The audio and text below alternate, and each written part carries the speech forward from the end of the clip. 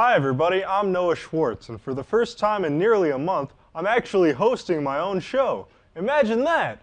Anyway, welcome in once again to this week's edition of Blunation. Blah blah blah blah blah, pro sports blah blah, Blugolds blah blah, let's get started. We begin at Zorn Arena, where the number 12th ranked Blugold women's basketball team faced off against the UW Lacrosse Eagles on Saturday night in one of their most anticipated matchups of the season.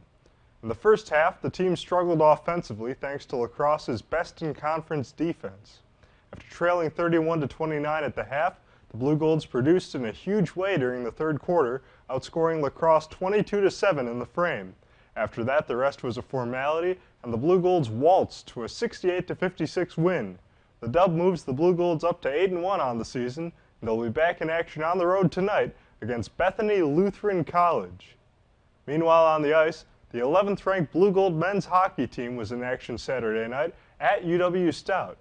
After suffering their first conference loss of the season the previous night, the Blugolds came out firing in the first period with a pair of goals from freshman forward Jack Johnston and junior forward Quinn Green.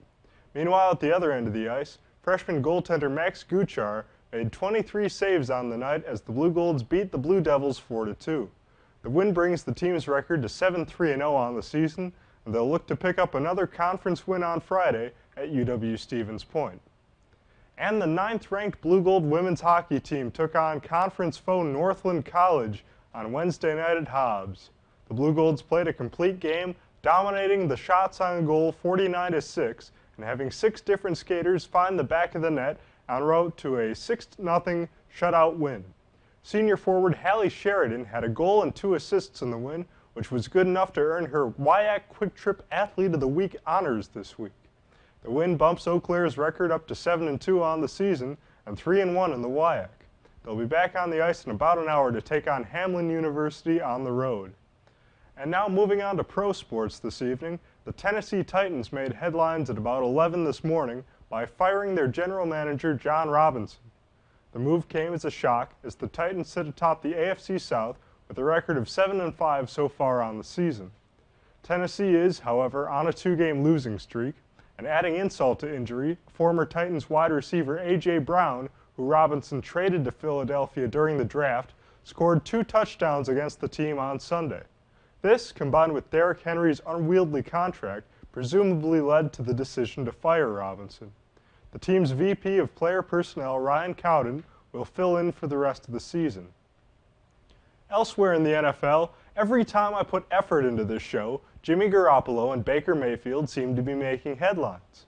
First to the Bay Area, where the surging San Francisco 49ers are having more problems at the quarterback position. In the wake of the injury to Trey Lance, Jimmy Garoppolo once again found himself under center for the Niners. In 11 games, Jimmy G only posted an 8-3 record with 2,400 yards, 16 touchdowns, and a quarterback rating of 103. Despite everything that happened this offseason, Garoppolo has made an outstanding case to be the starter in San Francisco for good. At least until this Sunday, that is, when he suffered a season-ending broken foot. With 2 quarterbacks on season-ending injured reserve, the Niners will have to look to Brock Purdy, a 3rd-string rookie out of Iowa State who is Mr. Irrelevant in this year's draft. The Niners were looking at Baker Mayfield, who was just waived by the Panthers on Monday, but their division rivals, the Los Angeles Rams, have already claimed him to solve their own quarterback woes.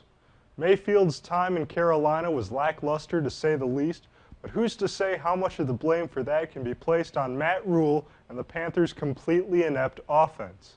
Make no mistake, Baker Mayfield is no superstar QB, but even playing through a bad labrum injury in Cleveland, the former Heisman Trophy winner showed that he was a decent starter. If Baker can perform well enough in Los Angeles, he could be due for a complete career renaissance. Meanwhile, in the other kind of football, it's bad news. The U.S. men's national team has been eliminated from the FIFA World Cup after losing to the Netherlands in the round of 16 last week. Oh no. Anyway, back to real sports now, as Major League Baseball's hot stove has nearly reached a full boil, but the big headline grabber so far isn't about the money. It's about the Mets, baby, love the Mets. All right, baby, let's go, get a home run, baby, love the Mets, let's go Mets. That's right, the New York Mets have signed starting pitcher Justin Verlander to a 2-year, $86 million contract.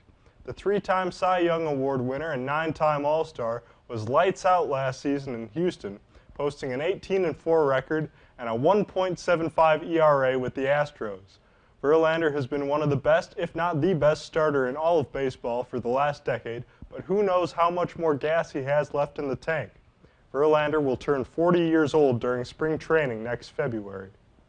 At this hour, the biggest free agent prize in baseball still remains unsigned.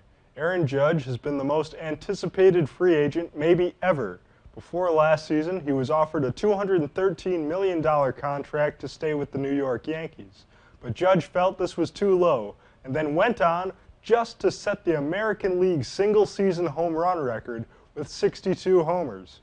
Rumors indicate that the price tag has increased significantly, as John Heyman reports that the San Francisco Giants have offered Judge a $360 million deal, but Judge has still yet to make a decision. And lastly tonight, the Baseball Hall of Fame has a new plaque to hang. This week, the Contemporary Eras Committee unanimously elected Fred McGriff to the Hall of Fame.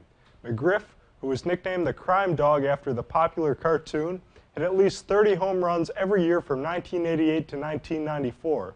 McGriff also had the most home runs out of any player not in the Hall of Fame and not suspected of steroid use, with 493.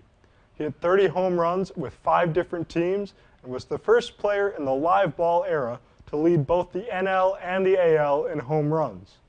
Despite the production, McGriff was snubbed for 10 years on the standard ballot.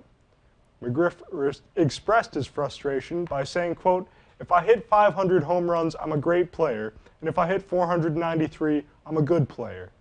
Now, the Crime Dog doesn't have to worry about that. Fred McGriff isn't just a great player, he's now a Hall of Famer.